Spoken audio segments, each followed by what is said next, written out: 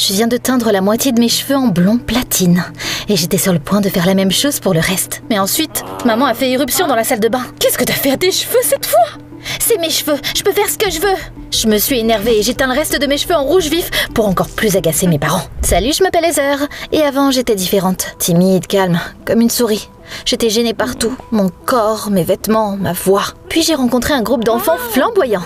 J'avais l'impression qu'ils venaient d'un monde différent. Ils avaient des tatouages et des cheveux teints et écoutaient de la musique 24 heures sur 24, 7 jours sur 7. Le mieux, c'est qu'ils m'ont tout de suite fait sentir bien avec eux. Heather, n'aie pas peur, fais ce que tu veux. J'ai écouté leurs conseils et j'ai essayé et j'ai adoré. J'avais l'impression de renaître. Je me teignais les cheveux toutes les semaines. Je me suis aussi fait un piercing au nez et un petit tatouage d'un éclair sur ma jambe. Pour la première fois de ma vie, j'aimais ce que je voyais dans le miroir. Mais mes parents étaient horrifiés. Ils essayaient de tout contrôler. Ce que je portais, ce que je publiais sur les réseaux sociaux, mes notes. Mon frère Harry n'avait que quelques années de moins que moi. Mais malgré ça, il ressemble à un nerd du siècle précédent. C'était un excellent élève. Il aidait maman dans la cuisine et il passait même l'aspirateur sans qu'on le lui demande. Genre, qui fait ça? Il ne se faisait jamais engueuler. Nos parents le laissaient vivre sa vie. Ils étaient trop occupés à se battre avec moi. Et puis un jour, après qu'on se soit encore disputés, mes parents ont dit « On va faire le tour de l'Équateur en camping-car ». Attends quoi? Ils s'attendaient honnêtement à ce que je vienne et que je reste dans une jungle sans wifi? J'ai refusé d'y aller, mais mes parents s'en fichaient. Ce sera bien pour notre famille. Ils m'ont arraché à ma vie et m'ont poussé dans le camping-car. Je me suis assise à l'arrière avec ma musique et je les ai tous ignorés. J'ai envoyé un message à mes amis pour leur dire que j'étais forcée de partir, qu'on me contrôlait encore, que je voulais m'échapper. Transforme ce voyage en enfer pour eux. Oh, j'aime bien cette idée.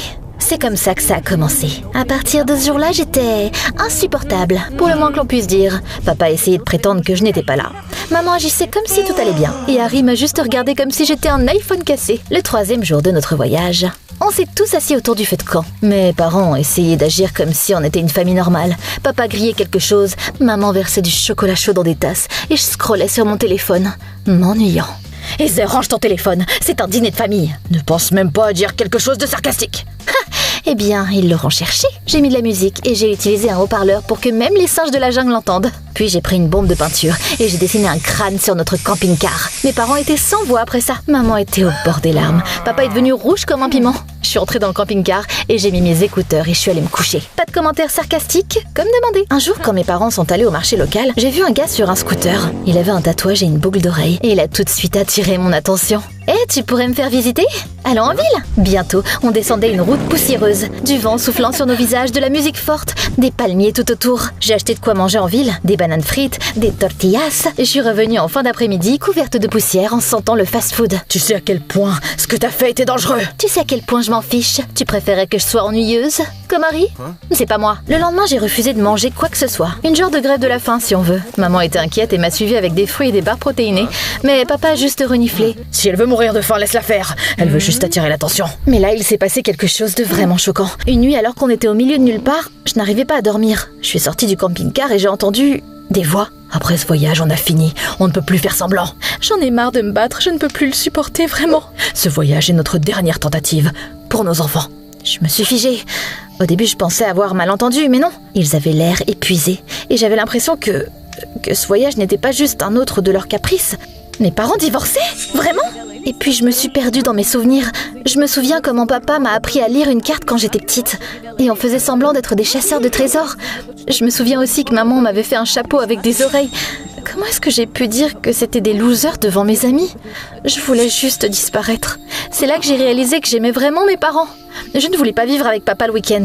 Ou de voir maman pleurer le matin. Je ne voulais pas être la raison de leur divorce. J'ai décidé d'empêcher que ça arrive. Le lendemain matin, j'ai trouvé une vieille photo sur mon téléphone de mes parents sur une plage ensemble. Ils souriaient et c'était évident qu'ils s'amusaient. Vous vous amusiez bien à l'époque. Vous vous souvenez? Ton père a perdu nos passeports pendant ce voyage. J'étais complètement stressée. Bon, ça n'a pas marché. Je me suis fait une note mentale pour ne plus parler de cette photo.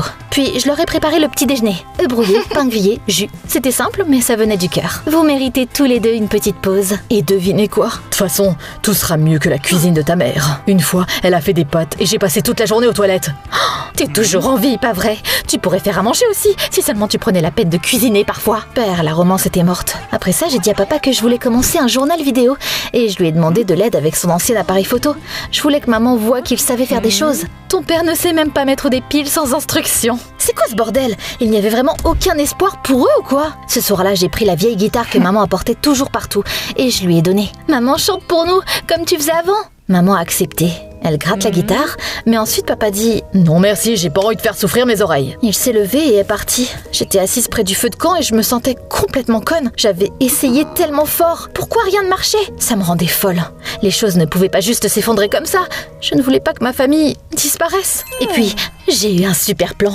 S'ils n'arrivaient pas à trouver un terrain d'entente, je devais les forcer. Tu sais, comme dans les films. Les héros ont des ennuis et se souviennent soudainement qu'ils s'aiment. L'adrénaline et le stress sont utiles là-dessus. On n'avait aucun réseau. J'ai aussi cassé mon talkie-walkie. J'ai sorti les piles et je les ai jetées dans les buissons. Puis j'ai jeté la carte dans la rivière. Finalement, j'ai vidé l'essence de notre camping-car. Je sais même pas comment j'ai fait. Maintenant, on n'avait plus aucun moyen de contacter qui que ce soit. Pas de carte, pas de carburant, mais on était ensemble. Spoiler alerte, il ne s'est rien passé de romantique. D'abord, papa a remarqué que la voiture ne démarrait pas. Puis, quand il s'est rendu compte que le réservoir d'essence était vide, il a commencé à courir partout, à regarder dans les jerrycans et à jurer. Maman a essayé de le calmer, puis elle a essayé de trouver la carte, mais bien sûr, elle n'était plus là. 1 heure plus tard, ils ont commencé à se crier dessus. T'étais censé être responsable de la voiture. Et t'étais censé garder un œil sur la carte. Mais même ça, tu n'as pas su le faire. Je ne peux pas tout faire toute seule. La seule chose que tu sais faire toute seule, c'est de te plaindre. Et toi, tu cries toujours, puis tu pars. Plus il criait, plus je me rendais compte que les ennuis que je causais ne changeaient rien. Rien n'a rapproché papa et maman. Ça exposait juste tout ce qui avait déjà sous la surface.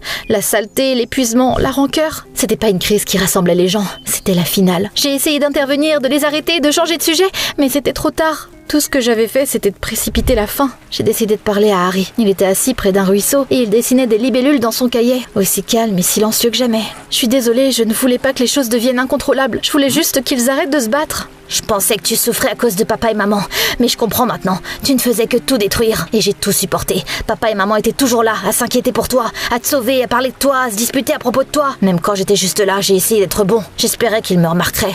Mais non, ils n'avaient Dieu que pour toi. Harry, on doit... Je me fiche de ce que tu veux faire. Fais ce que tu veux. Je ne suis plus ton frère. C'était comme une gifle. Je n'avais pas réalisé à quel point il me détestait. Mais là, tout a commencé à avoir un sens. Comme des pièces de puzzle qui s'assemblaient enfin. Papa et maman se disputaient beaucoup, mais la plupart du temps, c'était à cause de moi. J'avais du mal, mais eux aussi. Et tout a commencé quand j'ai rencontré mes amis, que je me suis teint les cheveux et que j'ai commencé à me rebeller. À l'époque, je pensais que j'essayais juste de retrouver qui j'étais, mais en fait, je me noyais. Et maman et papa essayaient de me sauver. Jusqu'à ce qu'ils n'en puissent plus. Jusqu'à ce qu'ils se cassent. Et maintenant, ils divorçaient. À cause de moi. La moindre des choses, c'était de m'excuser. Leur dire que j'avais compris, que j'étais désolée. J'ai attrapé la boussole qu'Harry avait laissée tomber juste à côté de moi, comme s'il avait fait exprès. Je suis partie me promener. Je n'arrêtais pas de réfléchir à tout ce qui s'était passé ce jour-là. Au moment où j'ai essayé de retourner au camping-car, j'ai réalisé que j'étais complètement perdue. Les arbres avaient l'air différents. La rivière était introuvable. Il n'y avait pas non plus d'empreinte de pas, ni notre tente. Qu'est-ce que... Je me suis arrêtée pour regarder la boussole. Elle était cassée. T'imagines ça? L'univers s'en prenait à moi, là. J'avais pas déjà assez de problèmes. Je me suis retournée et je suis revenue. Puis j'ai essayé de marcher dans une autre direction, mais rien n'a changé. La nuit tombait. Papa? Maman? Harry? Pas de réponse. J'ai entendu un bruissement dans les buissons et une vague de peur m'a submergée. C'était comme si tout le monde était devenu trop petit. Comme si j'étais une fourmi qui s'était perdue dans un tapis. J'ai grimpé à un arbre comme je l'avais vu dans les films. J'espérais voir notre feu de camp ou notre tente de là-haut. Mais il n'y avait que des arbres autour. J'étais perdue, sans boussole, sans carte, sans moyen de contacter qui que ce soit. Eh bien, Heather, tu voulais être seule? Profite. Je tournais en rond comme un chien perdu. Il s'est mis à pleuvoir. Mes cheveux collaient à mon visage. Mes pieds étaient couverts de boue. Le premier jour, je suis restée forte et j'ai continué à essayer de trouver où aller. J'ai recueilli de l'eau de pluie dans ma paume pour étancher ma soif et j'étais sûre que quelqu'un me trouverait bientôt. On allait me retrouver, non? Le deuxième jour, mon optimisme s'est évanoui. J'avais tellement faim que je pourrais manger un cheval. Mais surtout, je voulais juste m'allonger et dormir. À un moment donné, j'ai vu un tas d'opossums. Ils m'ont regardé comme s'ils demandaient quelle partie de moi manger en premier. Ou peut-être que j'avais juste perdu la tête à cause de la faim. Peut-être que ce n'était que des rochers et pas du tout des opossums.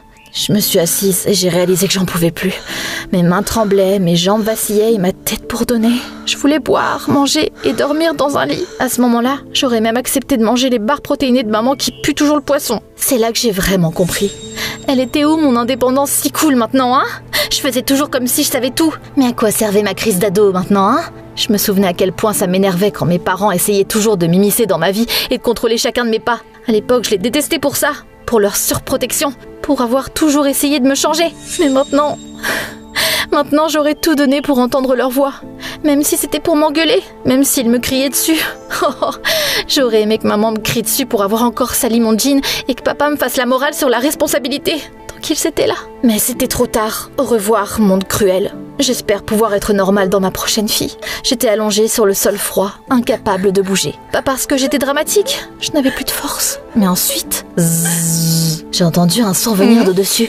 J'ai commencé à ouvrir les yeux et un drone volait haut dans le ciel, probablement à la recherche de quelqu'un. Attends, mais c'était moi qui le cherchais. J'ai essayé de lui faire signe, mais ma main n'a fait que se tordre et y retomber. Échec. J'ai essayé à nouveau, mais je n'avais tout simplement plus de force. Le drone a tourné au-dessus de moi, puis il a disparu derrière les arbres. J'ai fermé les yeux, je ne pouvais même pas pleurer, et là... Quelques heures plus tard, des sauveteurs vêtus de gilets de sauvetage m'ont trouvé. Quelqu'un se penchait sur moi, et quelqu'un utilisait un talkie-walkie. J'ai marmonné quelque chose d'inintelligible. On la voit, elle va bien. Comment l'avez-vous trouvée? Ses cheveux, on l'a tout de suite remarqué. Mes cheveux m'ont été utiles. C'était pas juste pour avoir l'air cool. On m'a amenée dans une hutte de village avec des respirateurs et des lits d'hôpital dedans. Maman, papa et Harry étaient déjà là. Je n'étais pas morte. Maman a éclaté en sanglots. Papa aussi, bien qu'il essayait de le cacher. Ils m'ont serré dans leurs bras et j'ai fondu en larmes aussi. Je suis désolée, je ne voulais pas.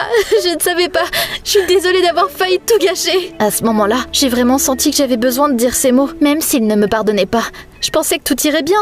On était de retour ensemble et ça voulait dire que tout est bien qui finit bien. Mais là, ils m'ont annoncé la nouvelle. Je rentrais à la maison avec maman et Harry partait avec papa. C'était fini. Ma famille n'était plus une famille. Il m'a fallu un moment pour réaliser que ça arrivait vraiment. Et puis Harry est venu. Il a hésité pendant un moment. Je suis désolée, j'ai cassé la boussole. Quoi?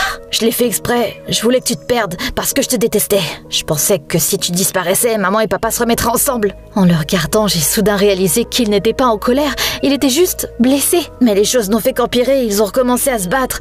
Plus que d'habitude. Papa a dit que maman avait tout gâché. Et maman a dit que papa fuyait toujours ses problèmes. Ils ne se sont pas éloignés maintenant. Ils n'ont jamais vraiment été compatibles. Je pensais que le monde tournait autour de moi. Et tu pensais que tout irait mieux sans moi. Mais on avait tous les deux tort. Voilà. C'était la fin, la triste vérité. Le divorce de mes parents n'était pas de ma faute, mais j'en étais la raison. Maman et moi, on est rentrés à la maison. Papa et Harry ont déménagé dans une autre ville. Maman se promenait dans l'appartement comme un fantôme. Elle a regardé nos photos de famille comme si elles étaient d'anciennes répliques. Et elle a lavé les chemises de papa même s'il ne revenait pas. Maman, je pensais sauver notre famille, mais j'ai juste fait en sorte qu'elle s'effondre plus rapidement.